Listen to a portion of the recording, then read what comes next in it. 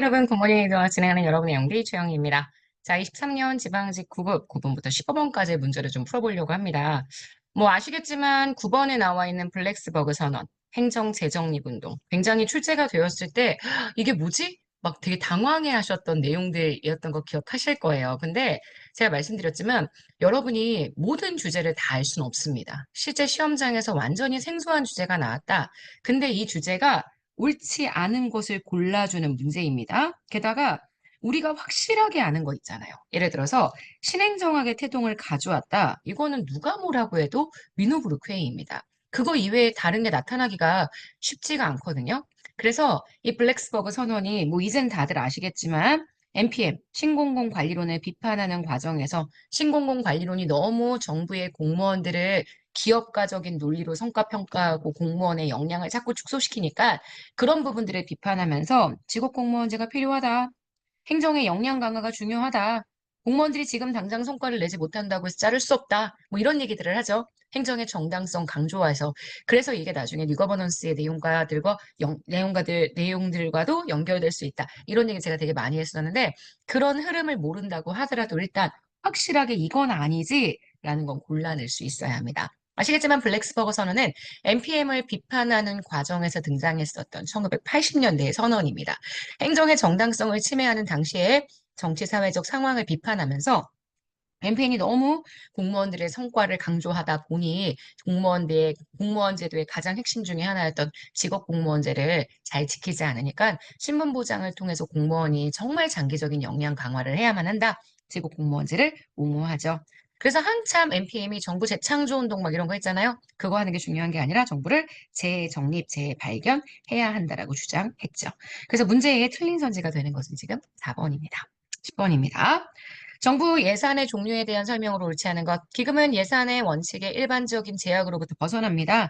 그래서 탄력적으로 운용되는 게 맞죠. 그래서 원래 예산은 한 번 국회의 심의 의결을 받으면 의결받은 내용대로 집행하는 게 필요하지만 기금은 의결받은 내용들 중에서도 일부 뭐 금융성 기금은 30%, 비금융성 기금은 20% 내외에서는 실제 자유로운 운영이 가능하다는 것 알고 있을 거예요. 특별회계는 국가의 회계 중 특정한 세입으로 특정한 세출 충당하기 위해서 별도로 장부를 쓰고 있는 예산입니다. 특별회계 예산은 일반 회계 예산과 달리 예산을 편성하는 데 있어서 국회의 심의와 의결을 받지 않습니다. 아니죠. 일반 회계, 특별회계 모두 다 국회의 심의 의결 받고요. 심지어 기금도 국회의 심의 의결 받습니다. 자, 기금은 통, 목수특기, 단추특기, 통일성의 원칙의 예외에 특별회계와 기금 들어가고요. 단일성 원칙 예외에도 마찬가지로 특별회계와 기금 들어갑니다. 괜찮죠? 자, 문제의 정답이 되는 건 3번입니다. 11번 갈게요. 지방정부의 사무에 대한 설명으로 옳지 않은 것. 기관 위임 사무는 중앙정부가 지방정부에게 중앙정부 사무를 위임하는 거죠. 100% 그에 대한 경비는 중앙정부가 부담하는 것이 원칙이기 때문에 1번 X고요. 2번 단체 위임 사무는 집행기관의 장이 아닌 지방정부 그 자체에게 위임된 사무입니다. 집행기관에게 위임된 사무는 기관위임 사무, 지방정부에게 위임된 사무는 지방자치단체에게 위임된 사무. 그래서 지금 보시는 요거 맞는 선지가 됩니다. 자, 3번. 지방의회는 단체 위임 사무, 그다음 자치사무에 대해서는 조례를 정할 수 있습니다. 중앙정부가 자치사무에 대한 통제를 할 수 있죠. 하지만 이 통제는 굉장히 제한적인 통제, 합법성에 대한 통제만 할 수 있다는 게 특징입니다. 그래서 문제의 정답이 되는 건 1번입니다. 자, 마지막 12번 문제입니다. 대표 관료제, 뭐 너무 자주 출제가 되는 내용이어서 어려운 게 별로 없습니다. 우리나라는 양성채용 목표제, 장애인에 대한 의무 고용제, 다양한 균형 인사 제도를 통해서 대표 관료제의 논리를 반영하고 있습니다.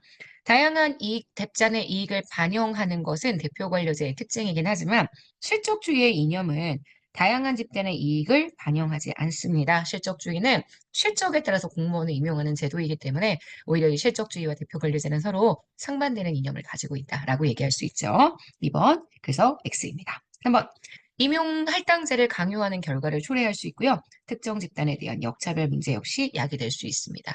임용 전에 사회화된 게 임용 후의 행태를 자동적으로 보장한다. 아시겠지만 소극적으로 대표를 뽑으면 이들이 임용 후에도 자기네 집단의 입장을 대변하는 적극적 대표가 될 수 있다. 결국 임용우의 행태를 보장한다는 가정하에 전개되었다라고 얘기를 해줄 수가 있죠. 문제에서는 옳지 않은 걸 골라주라고 했으니까요. 정답이 되는 건 2번입니다. 자, 여기까지 하면 우리 오늘 굿모닝 행정학 모두 마무리예요. 이제 이틀 남았습니다, 여러분. 최선을 다해서 힘내주시고요. 우리 정말 잘할 수 있을 거거든요.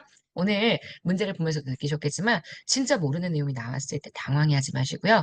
알 수 있는 것 위주로 먼저 차근차근 해야 한다는 마인드 컨트롤 꼭 해주셔야 합니다. 오케이? 네, 우리 오늘 굿모닝 행정학 여기까지 진행하도록 하겠습니다. 오늘 하루 정말 여러분 거예요. 내일 아침에 만날게요, 여러분. 안녕.